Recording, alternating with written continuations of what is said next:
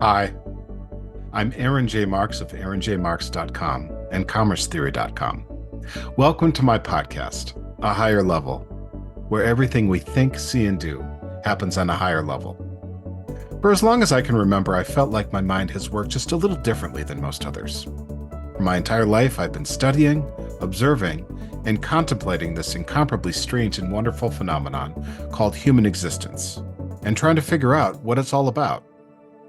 People say the way of thinking and theorizing that comes from this offers an unusually high and rich level of insight, clarity, freedom, inspiration, and effortless creativity. And that's ultimately what a higher level is all about. The insight to understand how life works, the clarity to see where to go next, the freedom to go there, the inspiration to find joy and wonder along the journey, and the creativity to honor your particular brand of human genius.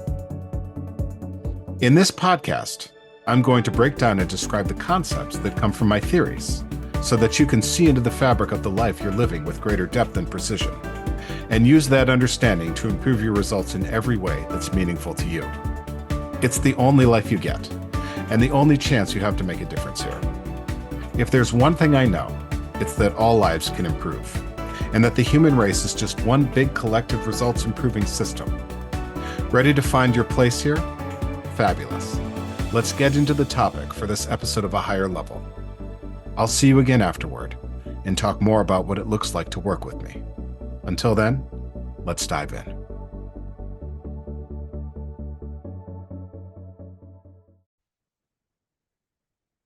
Hey everyone, welcome to another episode of A Higher Level, where everything we see, think, and do happens on a higher level. I'm Aaron of aaronjmarks.com, and we are kicking off a series about the 9 facets of my work. I don't want to get too redundant in explaining why I'm doing this, so I'll just say go back and listen to the previous couple episodes if you're not sufficiently oriented to the purpose of this series.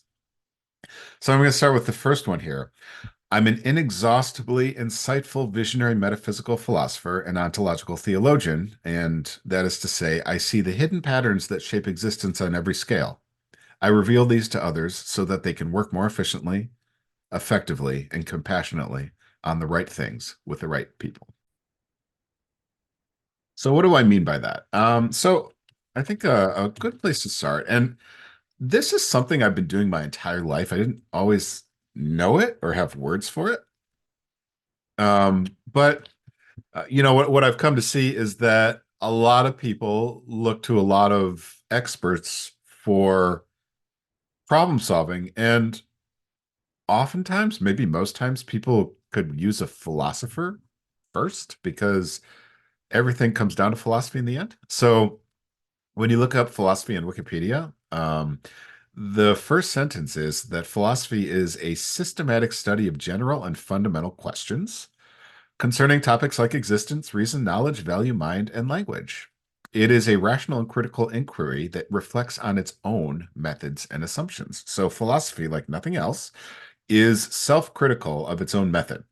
So, oftentimes, I think people have this experience, they'll sit down with me and I will sort of do this thing that it's not like I set out to do it. It's just a tendency I have, and it's not like anyone asked me to do it. It's just like we need to figure out a starting point, right? We need to figure out where like which assumptions we can agree on because we're always making assumptions. We always have like a starting point about the things that we know or the things that we think that we know and the things that we want. And oftentimes, I think most times actually, people talk to one another and they assume that the other person agrees with their starting point, and I just never do. It's like I'm always like, okay, what do you think is true, first of all, and what is it that you want, and why do you want it, and why do you think that you want it, and where did that come from? So it's like that's really what I'm kind of seeking, when I start my conversation with anyone. It doesn't matter if this is a client or a friend or a collaborator. It's like I always have to sort of figure out where we see existence emanating from because um where we find that is going to affect everything that comes after it. So when I say that I'm a visionary metaphysical philosopher. That's essentially the process in which I'm engaging. It's like, okay, well, what does reality look like to you? And am I missing something? And if I'm missing something, I want to know what you see so that I can integrate that into my model and make sure that I'm seeing as clearly as possible. Because otherwise, we're missing important things that are going to come back to bite us later in the initiatives and the communication that we create and the relationships that we form, right? I want to make sure that I'm seeing reality clearly and that I'm seeing reality at the most granular possible level with the tools that we have available to us. So that's one aspect of it. So ontological theologian, I roll this up. It's in the same topic. It's related, but a little bit different. And here's why. I think that ultimately, I think what humans are doing, um, and if you have a counter to this, I'm really, really interested to hear it. Because fundamentally, when I think about the shape of human life and what I think about what humans seem to be here to do and what we have a tendency to do, I think it's fundamentally this. It's that we're comparing what's real to what could be, and we're asking, what's the value differential?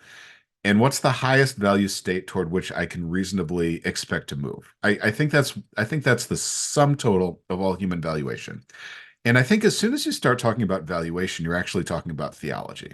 Because as I think about theology, like notions people have of God and religious practice, and ultimately what the meaning of life is, it's like, what is the highest value state that I can imagine? Or what's the highest value state that's been revealed to us through different processes? And how do I orient how do I orient the actions within the limited space and time that I've been given in my life to realize that highest possible value state? So how do I discern highest valuation?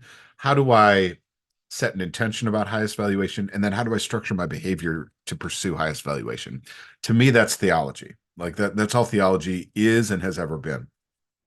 Um, and ontology is the study of what is, a study of what exists, a study of what it means to be. And so when we start with this fundamental question of, well, what are we? What is our being? And how do we work with that being that is unchanging in certain ways and also highly transformatively oriented in others? What is the shape? What is the ideal shape that emerges from that? And when you start that way, you can look at everything through that lens and you can see it differently and differently than you typically see it. And all these insights come out, right? So it's like when you take that lens of looking deep into reality and you look at anything and you ask how it got here, what it's meant to do, how it fits into that overarching story of seeking ultimate valuation, well, you're gonna have insights that you didn't have before, right? And I think you have endless insights, and that does seem to be something that's true about reality, is that it's endlessly knowable. It's inexhaustibly knowable. There seems to be no end to what we can learn about what is true, what is real, what exists. So that's where I start. I don't always say it that way. But if you're consulting with me, if you have a small business, if you have a government organization, if you want to improve your life, that is where I'm going to start with you. And again, it's not that I'm going to say it that way necessarily, but I am going to, try to figure out what you're assuming that you might reframe and how you're valuing life. Also that you might reframe, just to even think about the differently what results mean to you. So that's what I mean by an inexhaustibly insightful, visionary metaphysical philosopher and ontological theologian. I don't know many other coaches and consultants who start at a place like that, but that is where I start. So that is where we'll start if you choose to have a conversation with me. And that is where we did start if you have chosen to have a conversation with me. All right. And thanks for joining me on another episode of A Higher Level, where everything we think, see, and do happens on a higher level. I'll see you in the next part of this series. And I'll tell you what it means when I say I'm an inspirational, polymathic intellectual and thought leader. See you then.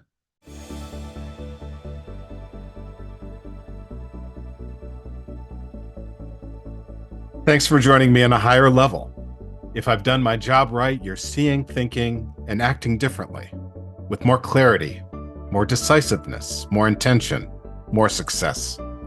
The current state of your life is just a set of results, and they can all be improved.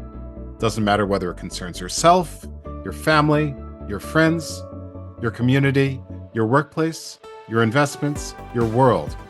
Behave differently, act differently, communicate differently, and your results will change, guaranteed.